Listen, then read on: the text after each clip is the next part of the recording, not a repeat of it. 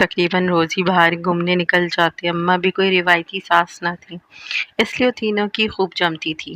اب شادی کو 6 ماہ ہو چکے تھے اور انم گھر میں شدید بوریت محسوس کرنے لگی۔ پھر ایک دن اس نے ہمت کر کے منا سے بات کی، منا میں نوکری کرنا چاہتی ہوں۔ منا جس نے اپنی پوری زندگی میں صرف عورتوں کو گھر سنبھالتے ہی دیکھا تھا، انم کی بات کو سن کر تھوڑا غصے میں آ گیا۔ اس نے بنا کسی تدبر کے انم کو صاف منع کر دیا۔ اس واقعے کے بعد انم تھوڑی کھچی کھچی سی رہنے لگی۔ کچھ دن بعد اس نے ایک بار پھر منا کو پیار سے سمجھانے کی کوشش کی۔ دیکھو منا، گھر میں فارغ بیٹھنے سے تو بہتر ہے کہ ہم دونوں مل کر کام کریں، اس طرح ہم ایک بہتر اور بڑے گھر میں شفٹ ہو سکتے ہیں۔ منا نے اس بات کو کاٹتے ہوئے سنجیدگی سے جواب دیا، انم تمہیں سمجھ کیوں نہیں آ رہی؟ ابا کے بیمار ہونے کے بعد اب دکان کی پوری ذمہ داری صرف اور صرف میری ہے اور میرے کاندھوں پر ہے۔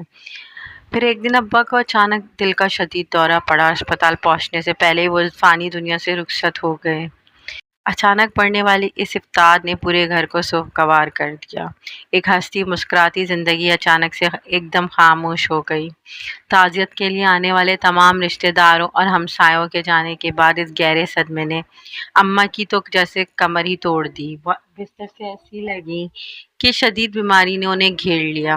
انم جو پہلے اپنی ہی ادھوری خواہشات کے ساتھ سمجھوتا کر رہی تھی، اب دن رات اماں کی دیکھ بھال، تیمارداری اور گھر کے دوسرے کاموں میں اسے بے انتہا ذہنی اور جسمانی طور پر سخت اکتاہٹ محسوس کرنے لگی تھی۔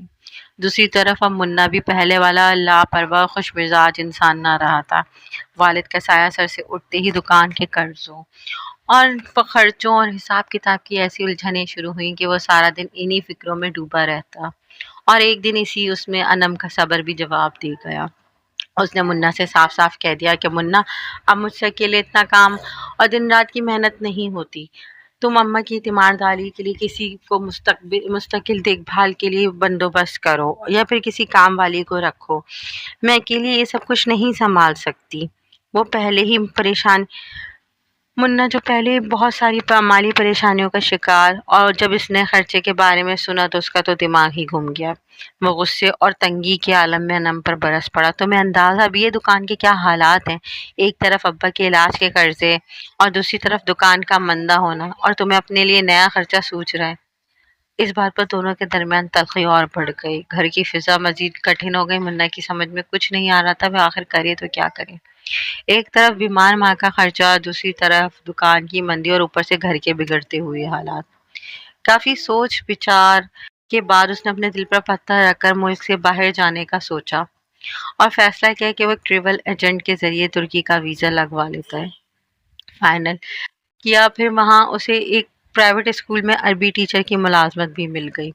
یہ نوکری پاکستان کی آمدنی کے حساب سے تو کافی بہتر تھی اور پرکشش بھی تھی، لیکن مسائل یہاں ختم نہیں ہوئے تھے۔ ترکی جانے کے لیے اسے ابھی بھی فوری طور پر 4 لاکھ روپے کی شدید ضرورت تھی۔ جب کوئی آسرا نظر نہ آئے اور راستہ نظر نہیں آیا تو منا نے سوچا کیوں نہ انم سے بات کروں اور اس سے کہا کہ وہ اپنا شادی کا سونے کا سیٹ اور چوڑیاں بیچ دے تاکہ اس کے ویزے اور ٹکٹ کا انتظام ہو سکے۔ انم یہ سن کر تو شش و پنج میں ہی پڑ گئی، کیونکہ وہ زیور اس کے مستقبل کی واحد ضمانت تھی۔ انم نے اپنے سونے کے زیورات کا ڈبہ تو منا کے آگے رکھ دیا، مگر اس ساتھ میں یہ بھی کہا کہ دیکھو میں یہ زیورات تمہیں دینے کے لیے تیار ہوں، لیکن میری ایک شرط ہے، تمہیں مجھے نوکری کرنے کی اجازت دینی ہوگی۔ منا نے چونک کر انم کی طرف دیکھا، لیکن اس وقت اس کے سامنے کوئی اور دوسرا راستہ نہ تھا۔ انم نے بات جاری رکھتے ہوئے کہا، تم چلے جاؤ گے باہر، پیچھے اماں کی دیکھ بھال اور گھر کا خرچہ چلو تم بھیجو گے، لیکن میرے بتاؤ میرے پاس اپنے لیے اور گھر میں مصروف رہنے کے لیے کیا کرنا ہو؟ کیا کروں؟ میرے پاس میرا کام تو ہونا چاہیے نا، اب میں مزید بیکار نہیں بیٹھ سکتی۔ انہوں نے کچھ دیر خاموشی سے انم کو اور پھر ان زیورات کو دیکھا۔ آخرکار اسے اپنے حالات کے آگے مجبور ہو کر اپنا سر اس بات میں سر ہلا دیا۔ زیورات بک گئے، منا کی رقم کا بندوبست ہو گیا اور انم کو اپنی شرط میں بھی کامیابی مل گئی۔ رقم کا بندوبست ہوتے ہی ٹریول ایجنٹ نے کام تیزی سے مکمل کروایا اور ٹھیک 1 ہفتے کے بعد منا کا ترکی کا ویزا آ گیا۔ منا ویزا ہاتھ میں لیے خوشی سے جھومتا ہوا گھر میں داخل ہوا اور آواز لگائی، اماں، انم، دیکھو میرا ترکی کا ویزا آ گیا ہے، اب ہمارے دن بدلنے والے ہیں۔ یہ خوشخبری سنकर تو پورے گھر میں ایک لمحے کے لیے نئی امید کی کرن جاگ اٹھی۔ اماں نے کانپتے ہاتھوں سے ویزا چھوا انم کا اور نم آنکھوں سے منا کا ماتھا چوم کر بولی، جیتے رہو میرے شیر، اللہ تجھے اپنے حفظ و امان میں رکھے، بس وہاں جا کر اپنا خیال رکھنا، ہمیں بھول نہ جانا۔ انم نے بھی آگے بڑھ کر بولا، مبارک ہو منا، آخر تمہاری محنت اور میری قربانی کی رنگ لے ہی آئی، اور ایک الٹرا ساؤنڈ رپورٹ منا کے ہاتھ میں تھمائی۔ منا نے انم کا ہاتھ تھامتے ہوئے بولا، کیا میں ٹھیک سمجھ رہا ہوں؟ انم نے بھی سر ہلایا۔ منا خوشی سے جھومنے لگا۔ انم، یہ بس سب تمہارے زیور اور تمہاری تعاون سے ممکن ہوا ہے، میں وہاں جا کر سب سے پہلے تمہارا سیٹ دوبارہ بنواؤں گا، یہ میرا تم سے وعدہ ہے۔ اور اس خوشی کے ساتھ مگر گھر میں جدائی کا احساس بھی غالب آنے لگا، کیونکہ منا کو صرف 2 دن کے بعد اب ترکی کی پرواز پکڑنی تھی، اور انم کے سر پر اب گھر کی اور آنے والے نئے مہمان کی تمام تر ذمہ داریاں آنے والی تھیں۔ وہ دن آ ہی گیا جب منا کو ملک سے باہر جا کر سخت محنت سے اپنے خاندان کی تقدیر بدلنی تھی۔ ایئرپورٹ کا ماحول کافی جذباتی تھا، جہاں انم اور منا کی بہنیں اسے رخصت کرنے آئی تھیں۔ انم کا دل تو جیسے اندر سے کوئی جکڑ رہا تھا، لیکن وہ اپنے جذبات پر بڑی مشکل سے ضبط قائم کیے ہوئے مسکرانے کی کوشش کر رہی تھی۔ منا کو بھی اس کی اندرونی حالت کا اچھے سے اندازہ تھا۔ اس نے پیار سے انم کا ہاتھ تھام کر کہا، یہ دیکھو، میں یہ سب تمہارے لیے اور اپنے آنے والے بچے کے روشن مستقبل کے لیے کر رہا ہوں، تاکہ ہماری فیملی ایک آرام دہ زندگی گزار سکے اور میرا بچہ ان چیزوں کے لیے نہ ترسے جن کے لیے میں ترسا ہوں۔ انم نے آنکھوں میں آنسو لیے بس خاموشی سے سر ہلا دیا۔ آخرکار منا نے سب پر ایک آخری محبت بھری نظر ڈالی اور دعاؤں کے سائے میں اندر روانہ ہو گیا۔ سب لوگ ابھی وہیں انتظار گاہ میں ہی بیٹھے تھے کہ عرشی چائے لے کر آئی، اور تمام گھر والے چائے پیتے ہوئے باتوں میں مصروف ہو گئے۔ ابھی وہ غم اور امید کے ملے جلے احساس میں ہی تھے کہ اچانک انم کے فون پہ منا کی کال آئی۔ دوسری طرف منا کی آواز میں خوف اور گھبراہٹ صاف نظر آ رہی تھی۔ اس نے بمشکل بتایا کہ امیگریشن والوں نے اسے روک لیا اور دعویٰ کر رہے ہیں کہ اس کے سامان سے کچھ نشہ آور اشیاء برآمد ہوئی ہیں، جس کے باعث اینٹی نارکوٹکس والے اسے اپنے ساتھ لیے جا رہے ہیں۔ یہ دل دہلانے والی خبر سنتے ہی انم کے تو پاؤں تلے زمین نکل گئی، اور شدید صدمے کے مارے اس کے الفاظ گلے میں ہی اٹک کے رہ گئے۔ اس مصیبت نے تو تمام گھر والوں کو ہلا کر رکھ دیا۔ ہر طرف طوفان کی سی کیفیت تھی۔ تمام گھر والے سر جوڑ کر بیٹھے اور پھر فوری طور پر ایک نامور وکیل سے مل کر منا کی ضمانت کی بات کی، لیکن وکیل نے معائنے کے بعد صاف کہہ دیا تھا کہ پورے کیس میں ضمانت کا خرچہ کم از کم 2 لاکھ روپے آئے گا۔ آپ کل تک رقم کا بندوبست کر کے لائیں تاکہ میں اپنے کاغذات تیار کر سکوں۔ انم کے پاس تو اب 1 روپیہ بھی نہیں بچا تھا۔ اپنی ساری جمع پونجی اور زیور تو وہ پہلے ہی منا کے ویزے اور ٹکٹ پر لگا چکی تھی، اب وہ اتنی بڑی رقم کہاں سے لاتی؟ گھر میں اب صرف ایک سونے کی چین ہی بچی تھی، جسے دیکھ کر اماں نے بھی بنا کسی ہچکچاہٹ اور کہ اپنے کانوں کے سونے کے بندے اتار کر انم کی طرف بڑھا دیے اور بولی کہ یہ بھی بیچ دو۔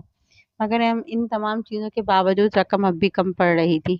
مجبوری کے عالم نے انم نے اپنی دونوں نندوں سے بات کی تو وہ بھی بھائی کی محبت میں بغیر کوئی تاخیر کیے فوراً پیسے لے کر گھر پہنچ گئیں۔ انم نے اپنے والد کو ساتھ لیا اور وکیل کو رقم دے کر منا کی ضمانت کا عمل شروع کروایا۔ ٹھیک 1 ہفتے کی تگ و دود کے بعد جب منا جیل سے باہر آیا تو اس کی حالت انتہائی قابل رحم ہو چکی تھی۔ وہ خوف اور صدمے کے مارے بہکی بہکی باتیں کر رہا تھا اور اپنے ہوش میں ہی نہیں تھا۔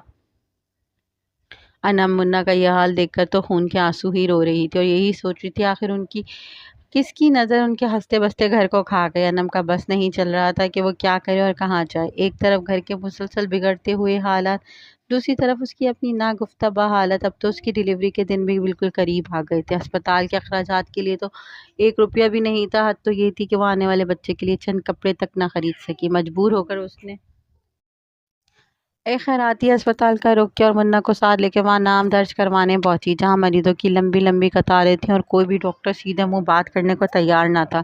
لیکن بڑی جدوجہد اور ذلت کے بعد آخرکار اسپتال میں رجسٹر ہو ہی گئی۔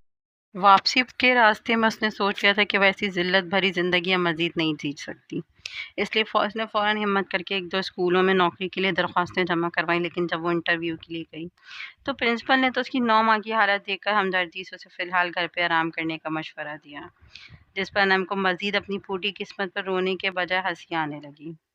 گھر واپس آ کر دیکھا تو منا حسب معمول سو رہا تھا۔ شام کو جب وہ سو کر اٹھا تو انم کا تو جواب دے گیا۔